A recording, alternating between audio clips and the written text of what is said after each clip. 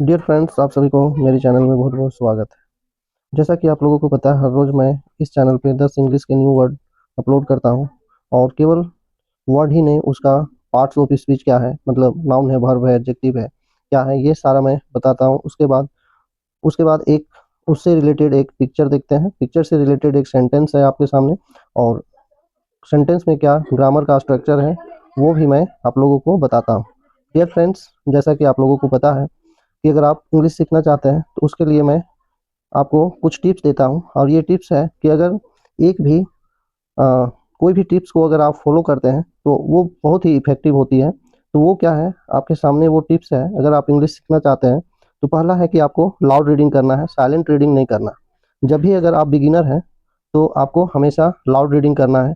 जो भी आप पढ़ रहे हैं उसको बोल बोल करके पढ़ें। और अगर आपके लिए कोई न्यू वर्ड मिलता है तो उस न्यू वर्ड को आपको कोई डायरी या नोटबुक में नोट करना और उसका मीनिंग को जानना है। दूसरी चीज़ है, आपको करना है कि आप डेली कम से कम 10 वर्ड याद करें और उसका सेंटेंस में यूज करें। और इस तरह से करने से ये होता है कि आपको हमेशा वो वर्ड माइंड में बैठ जाता है और आपके अंदर वर्ड बिल्डिंग बढ़ जाती है। अगर वर्ड पावर बढ़ने के बाद आप किसी भी भाषा को सीखने के लिए, जैसा कि आप जानते हैं, वर्ड भंडार होना बहुत ज़रूरी है। अगर आपके अंदर वर्ड भंडार है तो आप इजीली आप कोई भी लैंग्वेज को सीख सकते हैं। डियर फ्रेंड्स, तो अब मैं आपके सामने फर्स्ट वर्ड रखा हूँ। वो वर्ड है आपका डिसीव, है ना। डिसीव का मतलब क्या होता है? तो डिसीव का मतलब होता है धोखा देना, है ना। डिसीव का मतलब है धोखा देना। अब अगर ये पार्ट्स ऑफ स्पीच की बात करें तो ये धोखा देना क्या है, डिसीव क्या है? तो डिसीव आपका एक वर्ब है ना। अब हम लोग यहाँ इससे रिलेटेड एक सेंटेंस देखते हैं। पिक्चर देखते हैं पहले, और पिक्चर से रिलेटेड एक सेंटेंस देखेंगे। और उस सेंटेंस में क्या ग्रामर की स्ट्रक्चर है, कौन सी किस तरह की सेंटेंस की स्ट्रक्चर यूज किया है, वो सेंटेंस पॉजिटिव है, नेगेटिव है, इंट्रोगेटिव है, या इम्परेटिव है, एक्सक्लेमेटरी है, या फ्रेज है, ये सारा मैं आपके सामने बताऊंगा। तो मेरे साथ जुड़े रहें, और इस तरह की इन्फॉर्मेटिव वीडियो पाने के लिए हमारे इस चैनल को सब्सक्राइब करें। और अगर अच्छा लगे तो इस वीडियो को लाइक करें और अपने फ्रेंड्स और रिलेटिव्स के पास शेयर भी करें। डियर फ्रेंड्स, तो जैसा कि आप यहाँ पे एक पिक्चर देख पा रहे हैं, दो सज्जन हैं और दोनों आपस में कुछ कंप्रोमाइज कर रहे हैं। और अ, तो यहाँ पे देखें, दोनों कंप्रोमाइज कर रहे हैं और प्रोमिस कर रहे हैं, एक तरह से कहें दोनों यहाँ पे प्रोमिस कर रहे हैं। और इस प्रोमिस को आगे नहीं निभाना, उसी को हम लोग डिसीव बोलते हैं, धोखा देना। डियर फ्रेंड्स, तो अब हम लोग इससे रिलेटेड एक सेंटेंस देखते हैं। वह लोगों को धोखा देता है ना। तो यहाँ पे हुआ, सबसे पहले एक वर्ड है यहाँ, इसको थोड़ा आप रिमूव कर देंगे। जो 10 टू है उसको काट दें। अब यहाँ पे एस लगा देंगे डिसीव में, है ना। तो क्या हुआ, ही डिसीव्स पीपल, मतलब वह लोगों को धोखा देता है ना। अब अगर टेंस की बात करें तो कौन सी टेंस में है ये, तो आपका ये सिंपल प्रेजेंट टेंस में है। अब क्यों ये सिंपल प्रेजेंट टेंस में है, तो मैं अब आप लोगों को कुछ सिंपल प्रेजेंट टेंस के बारे में बता दूं। जैसा कि आप जानते हैं, सिंपल प्रेजेंट टेंस में एस प्लस V1 या V5 प्लस ओ का यूज होता है ना, मतलब सब्जेक्ट, वर्ब और ऑब्जेक्ट। डियर फ्रेंड्स, तो यहाँ पे कौन सी वर्ब यूज हुआ है, V5, है ना। अब यहाँ पे दो वर्ब का यूज मैंने यहाँ पे बताया। तो दो वर्ब में कौन से सब्जेक्ट के साथ में कौन सी वर्ब को यूज करेंगे। तो डियर फ्रेंड्स, जैसा कि मैं पहले आपको बता चुका हूँ कि आई आई वी दे और यू, है ना, यू के साथ में हम लोग क्या यूज करते हैं, तो ये सब के साथ में हम लोग V1 यूज करते हैं, है ना। V1 यूज करते हैं। और इसके अलावे अगर आप ही सी और कोई सिंगल नेम के साथ में आप क्या यूज करते हैं, V5 यूज करते हैं। तो डियर फ्रेंड्स, यहाँ पे आप देख पा रहे हैं कि यहाँ पे ही है ना। तो ही के साथ आप क्या यूज करेंगे, V5 यूज करेंगे। तो इस तरह से ग्रामर की स्ट्रक्चर बनी और ये आपका सिंपल प्रेजेंट टेंस हुआ। डियर फ्रेंड्स, तो अब हम लोग नेक्स्ट वर्ड की ओर चलते हैं और देखते हैं नेक्स्ट वर्ड। नेक्स्ट वर्ड है आपके सामने में रेत, है ना। रेत का मतलब क्या होता है, क्रोध, है ना, क्रोध। और इससे रिलेटेड अब हम लोग यहाँ पे एक सेंटेंस देखते हैं। एक एक व्यक्ति, यहाँ पे आप देख पा रहे हैं जैसा कि एक व्यक्ति एक छोटे बच्चे को डंडा लेके दौड़ा रहे हैं, है ना। तो मतलब इसके पास कुछ ना कुछ गुस्सा है ना। तो उसी को हम लोग क्या बोलते हैं, क्रोध। अब इससे रिलेटेड हम लोग एक सेंटेंस देखते हैं। वो सेंटेंस है, उसे उसका क्रोध का सामना करना पड़ा, है ना। मतलब वो बच्चा का उसका क्रोध का सामना करना पड़ा। डियर फ्रेंड्स, तो यहाँ पे अब इससे रिलेटेड हम लोग सेंटेंस देखते हैं इंग्लिश का। तो he had to face his wrath, है ना, कि उसे उसे उसे उसको क्या करना पड़ा, अपने क्रोध का सामना करना पड़ा, है ना, उसे करना पड़ता था या करना पड़ा, एक ही बात है। तो डियर फ्रेंड्स, अगर आप हैड टू का यूज नहीं जानते हैं तो हमारे इसी चैनल में एक जनरल इंग्लिश की प्लेलिस्ट बनी हुई है, वहाँ पे मैं has to, was to, am to, are to, सारा मैं यूज वहाँ पे बताया हूँ, आप वहाँ जा करके उस वीडियो को देख सकते हैं। तो यहाँ पे हुआ वह उसके क्रोध को सामना करना पड़ता है, फेस मतलब सामना करना। तो डियर फ्रेंड्स, यहाँ पे देखें आप, अब इसके बाद मैं नेक्स्ट वर्ड में आपको ले चलता हूँ। अब आपके सामने नेक्स्ट वर्ड है हाइक, है ना। हाइक का मतलब होता है वृद्धि। जैसे कि किसी भी चीज़ में दाम बढ़ जाता है तो उसी को हाइक होना बोलते हैं। डियर फ्रेंड्स, मैं इस चैनल पे वर्ड भंडार के लिए ऐसा मैं वर्ड का सिलेक्शन करता हूँ जो कि हमारे डे टू डे लाइफ में बहुत ज़्यादा यूज होता है, मैं उसका यूज करता हूँ और उससे रिलेटेड एक पिक्चर भी दिखाते हैं और उससे एक सेंटेंस भी बना के आपके सामने रेडीमेड सेंटेंस मैं आपके सामने रखता हूँ ताकि आपको ज़्यादा अंडरस्टैंडिंग हो। डियर फ्रेंड्स, तो अब हम लोग यहाँ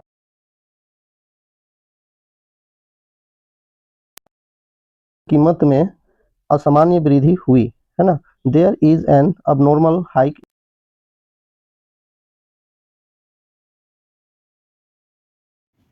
यहाँ पे जैसा कि आप देखें कि ईंधन की कीमत में असामान्य वृद्धि हुई है। There is an abnormal hike in the fuel price, है ना। तो अब यहाँ पे अब नॉर्मल का मतलब क्या हुआ, अब नॉर्मल मतलब यहाँ पे असामान्य, हाइक मतलब वृद्धि, इन मतलब में, फ्यूल मतलब ईंधन जैसे पेट्रोल वगैरह, प्राइस मतलब कीमत, और देयर यहाँ पे इंट्रोडक्टरी देयर है। देयर फ्रेंड्स, तो यहाँ पे क्या हुआ, there is an abnormal hike in the fuel price, मतलब हुआ ईंधन की कीमत में असामान्य वृद्धि हुई है। अब हम लोग नेक्स्ट वर्ड की ओर चलते हैं और देखते हैं। अब नेक्स्ट वर्ड की बात करें तो नेक्स्ट वर्ड आपके सामने है एक्नॉलेज, है ना। एक्नॉलेज का मतलब क्या होता है, महत्व को पहचानना, है ना, महत्व को पहचानना। डियर फ्रेंड्स, तो उससे रिलेटेड अब हम लोग एक सेंटेंस देखते हैं। यहाँ पे देखिए, इसको कुछ महत्व के किसी चीज़ के महत्व के बारे में बताया जा रहा है। अब यहाँ पे इसके बाद हम लोग एक सेंटेंस देखते हैं और सेंटेंस है आपके सामने, वह अपने कर्मचारी को के महत्व को पहचानता था, वह अपने कर्मचारी के महत्व को पहचानता था। डियर फ्रेंड्स, तो यहाँ पे आप देख पा रहे हैं, he use to acknowledge his employee, ठीक ना, कि वह अपने एक नॉलेज को पहचाना करता था, है ना, इसका मतलब होगा पहचाना करता था, पहचानता था, ठीक ना। डियर फ्रेंड्स, तो यहाँ पे यूज टू का यूज किया गया है। अगर मैं सेंटेंस की बात करूँ, टेंस की बात करूँ, तो ये पास्ट टेंस की सेंटेंस है ना, ये पास्ट टेंस में, और यहाँ पे यूज टू का यूज किया गया है और ये आपका एक मॉडल वर्ब है ना, मॉडल वर्ब है। जिस समय मैं मॉडल वर्ब का यूज बताऊंगा, मैं ज़रूर इसके बारे में विशेष जानकारी दूंगा। अगर आप इसके बारे में जानना चाहते हैं तो हमारे कमेंट बॉक्स में कमेंट करें।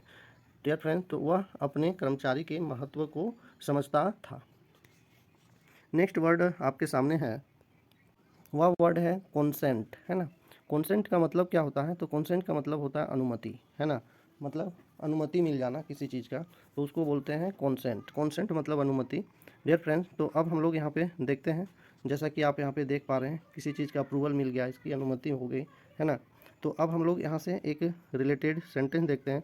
उसने उन्हें एक कार्यक्रम के लिए अनुमति दी, है ना, उसने उन्हें एक कार्यक्रम के लिए अनुमति दी। डियर फ्रेंड्स, तो अब यहाँ इंग्लिश के वर्ड देखते हैं। इंग्लिश के वर्ड आपके सामने है, she gave them consent for an event, है ना। डियर फ्रेंड्स, तो अगर यहाँ पे हम लोग टेंस की बात करें तो यहाँ पे टेंस है आपका सी गेव है ना। तो गेव का मतलब होता है, ये गिव का सेकेंड फॉर्म है ना, गिव। अब जैसा कि मैं आप लोगों को बता चुका हूँ कि गिव का सेकेंड फॉर्म जो वर्ब का होता है वो किसमें यूज होता है, तो सिंपल, है ना, सिंपल प्रेजेंट टेंस में यूज किया जाता है। अब सिंपल प्रेजेंट टेंस में आप किसके साथ आपको भी टू यूज करना है, तो सभी सब्जेक्ट के साथ में आप भी टू यूज कर सकते हैं। कॉन्सेंट का मतलब अनुमति और फॉर मतलब के लिए, इवेंट मतलब कोई कार्यक्रम या घटना को बोला जाता है। दे का ऑब्जेक्टिव केस है आपका देम। डियर फ्रेंड्स, तो क्या हुआ, उसने एक कार्यक्रम के लिए उन लोगों को क्या दिया, अनुमति दिया। डियर फ्रेंड्स, अब हम लोग नेक्स्ट वर्ड देखते हैं और आपके सामने है, डियर फ्रेंड्स, तो अब आपके सामने कॉन्सेंटेड है ना, कॉन्सेंटेड है। तो कॉन्सेंटेड, जैसे अभी हम लोग यहाँ पे कॉन्सेंट देखें, है ना, कॉन्सेंट मतलब हुआ अनुमति देना, और कॉन्सेंटेड का मतलब हुआ सहमति देना, मतलब दोनों वर्ड एक ही है, बस ये है कि यहाँ पे आपका कॉन्सेंट में ईडी लग गया तो ये वर्ब का सेकेंड फॉर्म यूज हो गया, ठीक ना। तो उससे रिलेटेड अब हम लोग यहाँ भी टू का यूज करके देखेंगे। तो अब यहाँ पे वर्ब के रूप में यूज है। अब आगे देखते हैं एक पिक्चर, और जैसा कि आप यहाँ पे देख पा रहे हैं, है ना, जैसा कि आप यहाँ पे एक पिक्चर देखें, ये दोनों के बीच में कुछ सहमति हुई है ना, सहमति दी जा रही है। अब यहाँ पे क्या है, उसने सौदे के लिए सहमति दे दी, तो सी कॉन्सेंटेड टू द डील, है ना। तो क्या मतलब हुआ, सी कॉन्सेंटेड टू द डील का मतलब हुआ उसने सौदे के लिए, डील का मतलब सौदा करना, है ना, या सौदा, ये वर्ब नाउन दोनों है। तो यहाँ पे हुआ कि उसने सौदा के लिए सहमति दे दी। तो कॉन्सेंट्रेट यहाँ पे भी टू है, और भी टू के अभी मैं यूज बताया हूँ, ये कौन सा टेंस में होता है, तो ये आपका सिंपल पास्ट टेंस का सेंटेंस है। डियर फ्रेंड्स, आगे की वर्ड हम लोग देखते हैं अब, और आगे आपके सामने वर्ड है, आपके सामने न्यू वर्ड है, आप देख पा रहे हैं, जैसा कि डेलिकेट, है ना। डेलिकेट का मतलब क्या होता है, नाजुक स्थिति। जैसे हॉस्पिटल में आप देख सकते हैं, या कोई इंसिडेंट होता है या एक्सीडेंट होता है, तो वहाँ पे किसी का नाजुक स्थिति बन जाती है, तो उसी से रिलेटेड ये वर्ड है आपका डेलिकेट, है ना। डेलिकेट का मतलब होता है नाजुक, नाजुक स्थिति आप बोल सकते हो। तो डियर फ्रेंड्स, यहाँ पे आप देख पा रहे हैं एक बच्चे का फिगर दिखाया जा रहा है ना। और इससे रिलेटेड हम लोग देखेंगे कि क्या सेंटेंस है। वो सेंटेंस आपके सामने, बहुत नाजुक नवजात बच्चा है, ठीक है, बहुत नाजुक नवजात है, a much delicate newborn baby. Dear friends, तो यहाँ पे अगर बातें करें तो ये कोई सेंटेंस के स्ट्रक्चर की बात करें तो यहाँ पे कोई सेंटेंस नहीं है, इसको हम फ्रेज बोलते हैं, ठीक ना, इसको फ्रेज कहा जाता है। तो ये आपका फ्रेज है, ना कि ये थी, ये है आपका, ये सेंटेंस है, फ्रेज है, क्योंकि इसमें ना कोई हेल्पिंग वर्ब है, ना कोई मेन वर्ब है। तो वर्ब में अगर सेंटेंस में अगर कोई वर्ब ना हो तो वो आपका फ्रेज होता है। डियर फ्रेंड्स, तो यहाँ पे अभी हम लोग देख लिए इसका, मच का मतलब बहुत, है ना, न्यू बोर्न मतलब एकदम नवजात बच्चा, बेबी मतलब बच्चा। तो डियर फ्रेंड्स, तो आगे अब हम लोग देखते हैं न्यू वर्ड, और आपके सामने वो वर्ड है, नेक्स्ट वर्ड आपके सामने है प्रोसिक्यूटेड, है ना। प्रोसिक्यूटेड मतलब मुकदमा चलाना। प्रोसिक्यूट आप यहाँ पे मान सकते हैं, डी को हटा देंगे, क्योंकि ये अगर प्रोसिक्यूटेड बोलेंगे तो ये आपका भी टू है ना। ई डी जहाँ लग जाता है तो आप जानते हैं कि वो भी टू का काम करता है, तो मतलब हर का सेकेंड फॉर्म। तो यहाँ पे प्रोसिक्यूट मतलब मुकदमा चलाना। डियर फ्रेंड्स, तो हम लोग अब यहाँ पे इससे रिलेटेड एक सेंटेंस देखते हैं, है ना।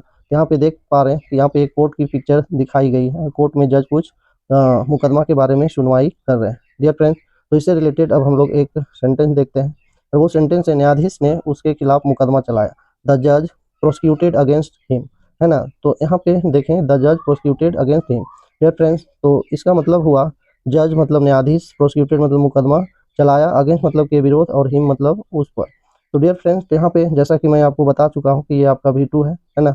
तो अभी हम लोग डिस्कस किए हैं कि भी टू कौन से सेंटेंस में यूज करते हैं। भी टू अगर सेंटेंस में यूज है, वर्ब का सेकेंड फॉर्म, तो वो कौन सा टेंस होता है, तो वो आपका सिंपल सिंपल पास्ट टेंस होता है ना। तो ये आपका सिंपल पास्ट टेंस हुआ। अब अगर सब्जेक्ट की बात करें तो ये सभी सब्जेक्ट, चाहे सिंगुलर हो या प्लूरल, सभी के साथ में क्या लगता है, भी टू का यूज किया जाता है, और वो सिंपल प्रेजेंट टेंस का सेंटेंस होता है। डियर फ्रेंड्स, अब हम आगे की वर्ड आपके सामने रखते हैं और देखते हैं उसका यूज क्या है। नेक्स्ट वर्ड आपके सामने है ट्रेस पासर, ठीक ना। ट्रेस पासर मतलब बिना अधिकार के प्रवेश करने वाला, है ना, बिना अधिकार है, बिना, जैसे हम लोग देश के बाहर जाते हैं तो हमारे पास एक वीजा होता है जाने के अधिकार, और जो यहाँ पे आप देखेंगे अभी पिक्चर्स, आपको ज़्यादा समझ में आएगा। तो बिना अधिकार के प्रवेश करने वाला, है ना, आदमी हो या कुछ, तो आदमी के बारे में ही बताया जा रहा है कि ट्रेस पासर, बिना परमिशन के जाने वाला।